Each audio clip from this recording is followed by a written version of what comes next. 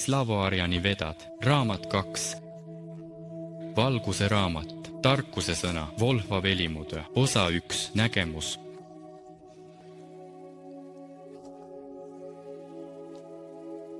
Aegade algusest on meie esivanemad pööranud suurt tähelepanu viitse tarkuse säilitamisele, mis on peidetud erinevatesse pühadesse allikatesse, olgu need siis santid, haratid, saagad või sõnad.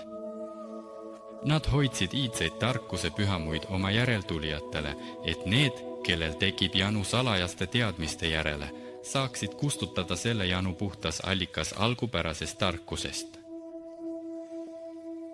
Avades oma südame iidsete ruunitekstide tundmaõppimisele, püüavad inimesed, kustutades oma teadmiste janu, mitte olla kavalad ja püüavad käia ettemääratud kuldset teed, vaimse arengu teed. Nad ei uhkusta oma teadmistega teiste inimeste ees, kuna leiavad oma elus kõrgeima eesmärgi, mis põhineb iidse salajase tähenduse mõistmisel. Iidne tarkus tõmbab nende hinge ja vaimu puhtasse algse valguse allikasse, meie esivanemate iidse usku, inglitsismi. Head inimesed, leides puhta algse valguse oma hingedes, toovad selle teistele inimestele, kes viibivad uskmatuses ja teadmatuses. Uurides algset, paljudele unustatud ja sajandite jooksul kadunud vana tarkust, hakkavad inimesed uut moodi tajuma ümbritsevat looduse maailma kogu selle kirjeldamatu ilu ja suurepärase mitmekesisusega. Valgustatud ja vaimustatud inimeste elud kujunevad teisiti, nende sisemaailm muutub, kus harmooniliselt arenevad hing, vaim ja südametunnistus, võimaldades igaühe südames sulgeda sõnajala õit. Teine raamat sarjast, Slavo-Arjani vedad, sisaldab valguse raamatut ehk haratid valgust, samuti tarkuse sõna Volhva vilimutra.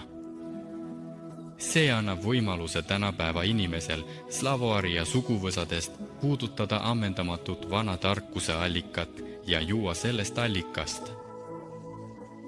Elavat jõudu vanast tarkusest, oma teadmiste janu kustutades, hakkab inimene taas tundma end iidsete jumalate pojana või lapselapsena, mitte mõtlematu, sõnatu orjana. Raamatuvalguse tekstide esitlusvorm on kujundlik ja erineb praegu levinud igapäevaelust ning erinevatest teaduslikest religioossetest ringkondadest. Esialgses harati valguses olid kirja pandud tragidega, staari keele kujundlike sümbolitega, mis ühendasid endas hieroglüüfide märke, edastades mitmemõttelisi suurusi ja mitmekesiseid ruune. Iidsetel aegadel olid harakid valguses kirja pandud ka haari koruni, ruunikirjaga, lugemise ja ümberkirjutamise mugavuse huvides, kuna harakid on loomade nahast valmistatud pergamentlehed, kus on joonistatud iidseid ruune. Et avaldada tekste tänapäeva vene keeles, võeti aluseks haari ruunikirja variant harati valgusest ja tõlge vene keelde, mis tehti umbes 250 aastat tagasi, kuid samal ajal kontrolliti tõlke tähenduse täpsust ariitragide järgi.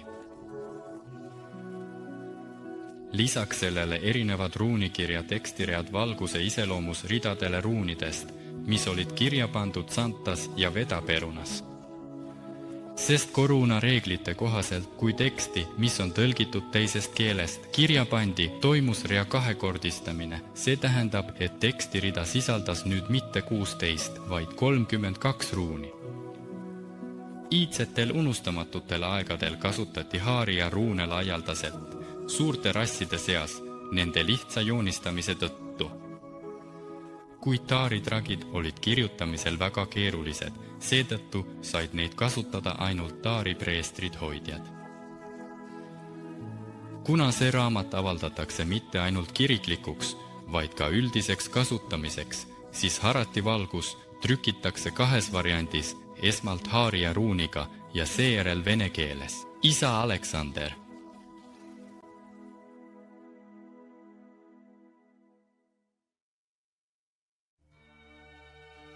Valguse raamat, Harahtja esimene, algus is just here. tuleb preestrite aastal 576. Eluringis suurte rändeteedelt Taariast Jumala ringkonnale 3 kuupäeval, mida austatakse Iris Asgardi. Uurige, suured rassilapsed ja taevase sugu järeltulijad, iidsetest aegadest, iidse tarkuse kohta preestrite hoitud, kõigest, mida inimesed teavad ja tulevaste aegade valguse iseloomus, mille on joonistanud Tarung Verit. Jumalate au sugu suuruse nimel, et te mõistaksite oma südamega maailma suursugusust läbi selle, mida jutustab Sladokori nõialaul, Taariuse sugu hoitud.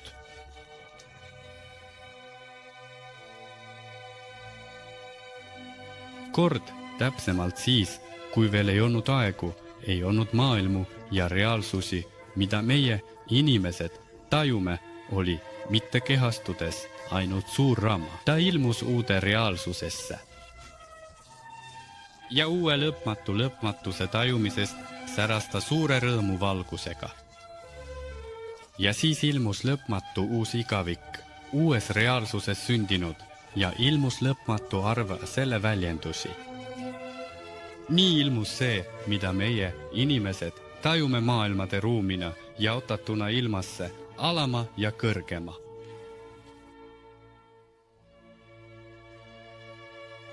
Niipea, kui suur ramha ilmus uude reaalsusesse, ilmus lõpmatuses uues igavikus ülim absoluutne midagi. Kuna see ei olnud see, mis suur ramha on, siis peitis ülim absoluutne midagi endas kurjuse alguse, sest kõik, mis kõrgemalt vaatenurgalt on täiuslik, on suhteline kurjus. Ja siis säras suur ramha suure rõõmu valguses ja temast voolas suur ingli, algse elava valguse, voog, see tähendab tema ütlemata hingamine. Ütlematu valgus voolas ja kõlas midagi suurt.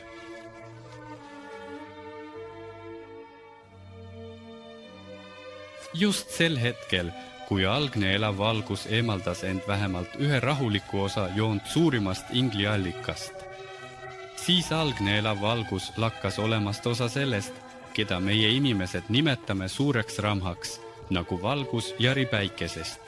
Või lõkkepuud, mis põlevad, ei ole jaripäike ega lõkkepuud. Algne elav valgus ajas enda ees pimedust, ülimat absoluutset midagi, jumalikku valgust, millest oli ilma jäänud.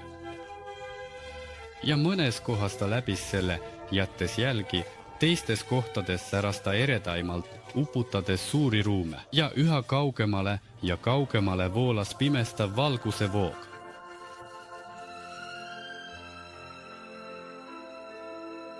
Aga mida kaugemale eemaldas algne elav valgus sellest, keda meie, inimesed, nimetame suureks ramhaks, seda vähem särav oli ingli valgus, mis üha sagedamini laienes ja tõukas tagasi olematuse pimedust, tühjuse pimedust.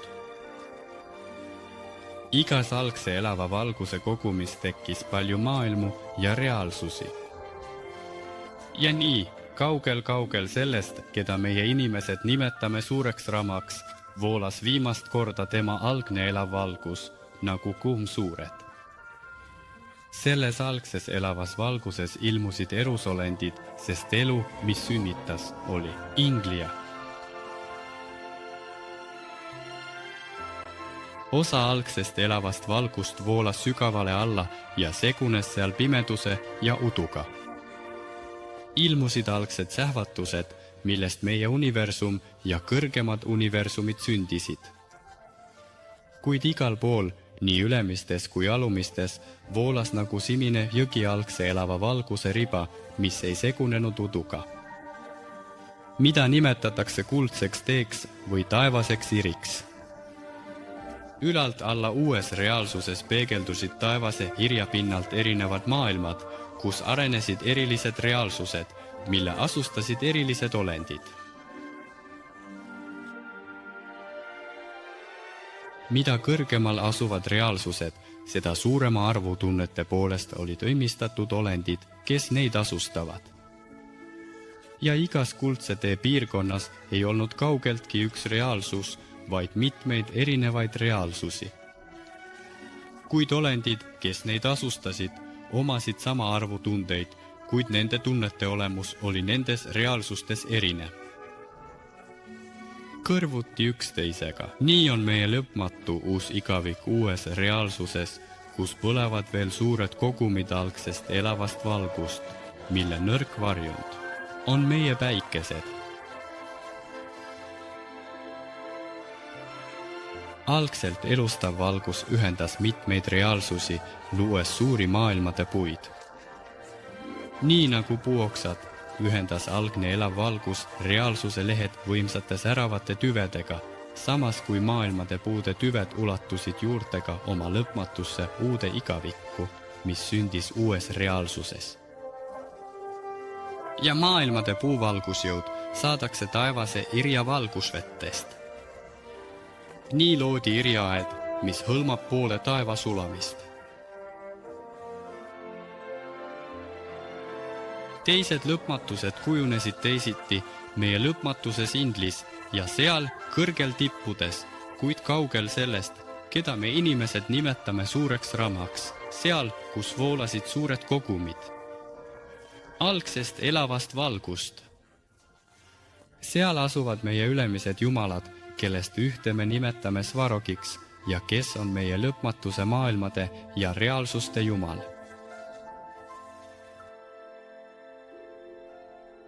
Svaroid on rohkem kui lõpmatusi meie lõpmatuses Inglis.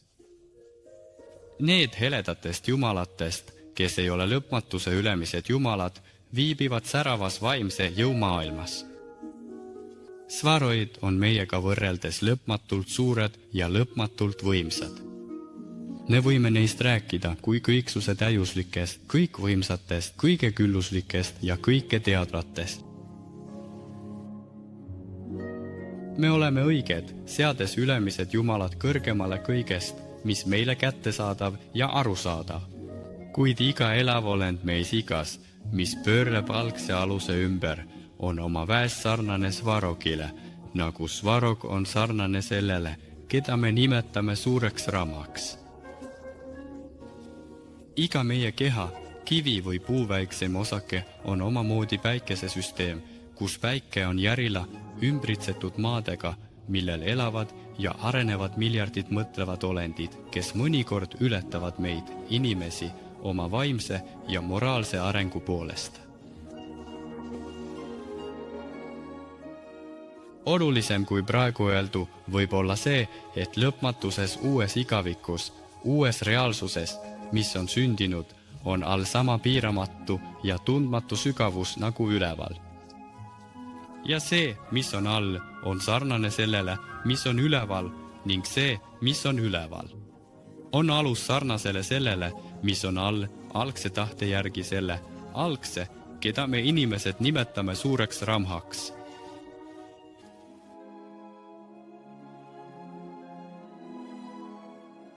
Harati kommentaarid. Tuleb reestrinna aastal 576. Eluringis suure rändeajast, Daariast Jumala arvu ringi järgi. See on 83075. Aasta suure rändeajast Daariast või 78047. Aasta Iriaskardi rajamisest, mis vastab 26.731. Aastale enne meie ajaloos. 3 kuupäeval, 3 kuu pidustusel, päeval, mil 3 kuu taevasse kokku said, algas Iriaskardi ja suure inglite pühakoja, suure püha esmase tule templi ehitamine. See päev loetakse jumalate püha linna rajamise päevaks Iri ja Omi jõgede suudmes. Iriaskard, As jumal, kes elab maa peal. Kard, linn, jumalate linn Iri jõel, tänapäeva Irtis. See ehitati 5028 aastal suure rändeajast Daariast, 147-178 aastat enne meie ajaloos, 578 aastat enne meie ajaloos. Tema kohal asub praegu kaasaegne linn Omsk, mis asub samuti Omi ja Irtisi jõgede suudmes. Tõlkes vanahaaria keeles tähendab Iri valge puhas vesi. Sellest tähendusest sai nimeks territoorium Valgevesi. Iri Asgard hävitati džungarite poolt 7038 aastal maailma loomise ajast ja 130 aastat hiljem kirjutas vene ajaloolane kaardimees Semjon Remesov, koostades Siberi kaarte ja külastades hävitatud Asgardi kohta tsaarile Aleksei Mihhailovitš Romanovile, et Ami ja Irtiša suudmes on vaja taastada hävitatud linn. Kuid Romanovite, kes võtsid Venemaal võimu, jaoks ei olnud iidne jumalate linn vajalik, kuna see ei sobinud uude ajaloosse, mida nad hakkasid Vene riigi jaoks kirjutama. Seetõttu kirjutas Semjon Remesov sama asja ka oma Siberi joonistusraamatu 21. lehele, mis ilmus juba Aleksei Mihhailovi poja ajal. Romanov Peeter I 7204. Aasta suvel, 20 aastat pärast Remesovi joonistusraamatu Siberi väljaandmist, aastal 7224 ehitati tsaar Peeter I korraldusel Ami ja Irtiša suudmes Omski kindlus, mis hiljem sai linnaks. Omis Vana-Urali ajaloos mainitakse 4 maapealset linna, mis kandsid nime Asgard. See on Taari Asgard, mis asus Miri Merumäe tipus, pühas Taari maas uppunud Põhjamere mandril, Arktika, Hüpere ja Põhjala. Iri Asgard, millest on varem räägitud, Sagdiani Asgard asus Kesk-Aasias umbes Ashabadi lähedal Sagdianas, ainus riik, mis suutis anda väärikat vastupanu Aleksander Suure vägedele. Svetioti Asgard asus Skandinaavia aladel. Pärast suurt tulekahju, kui Asgard põles maha, ehitati selle kohale uus linn, mis sai nimeks Uppsala. Harati pühad tekstid, vaimselt filosoofilised traktaadid ja ajaloolised jutustused, mis on kirja pandud pergamentlehtedele. Tarrun nimetati inimeseks, kellel on anne ühendada ruunilised kujutised, mis kirjeldavad toimuvaid sündmusi. Võimeline salvestama ühendatud sündmuste kujutise šlokas, mis kanti puidust tahvlitele, nahale, Harati pergamentlehtedele ja väärismetallist sandiplaatidele. Tarrungan nimetati ka inimeseks, kes kirjutab kroonikaid. Pard või pardus, kasside sugukonna loom, mis eksisteeris iidsetel aegadel Venemaa territooriumil ja nägi välja nagu lumelõvi. Suure ramhaga, algne ühtne tundmatu olemus, mis kiirgab eluandvat rõõmuvalgust ja algsetule universumit, hinglit, millest ilmusid kõik olemasolevad universumid, samuti kõik asustatud maailmad ja reaalsused. Suur inglivoog, eluandvalgus ja esmane tuli universumis, millest tekkisid universumid ja meie süsteem Irilapäike koos Midgard-maaga. Suur maailmade puud, universaalsed maailmastruktuurid. Midgard-maal on need universaalsed maailmastruktuurid kehastunud pühade puude kujutistesse, mida valgete inimeste seas austatakse siiani. Yggdrasil, Tamm, Kask, As ja teised. Need pühad puud kehastasid ka valgusjumalaid. Sõjajumal Odiniga, Tamm, äikesejumal Peruniga, kaskvalguslikulda jumalanna, Ashelde Tarhiga, sadade jumalaga. Taevast Iri nimetati iidsetel aegadel kuldseks teeks vaimseks arenguks, lisaks nimetati taevast Iriga linnuteeks. Virjaed, taevased elupaigad, kus elavad valgusjumalad ja mitmekesised esivanemad kõigist slaaviari rahvastest, kes asustavad praegu Midgardi-maad. Svarog, valgusslaavi ülemjumal, kes valitseb taevaid ja elu meie universumis. Vaimse jõu maailm, mitmemõõtmeline ja mitmekesine maailm, mis asub kõrgematel tasanditel kuldse tee. võrreldes nähtava maailma Midgardi maaga. Maatel slaavlased ja ariidid nimetasid maad taevaseid objekte, mis pöörlevad ümber keskmise valgusallika, päikese või tähe.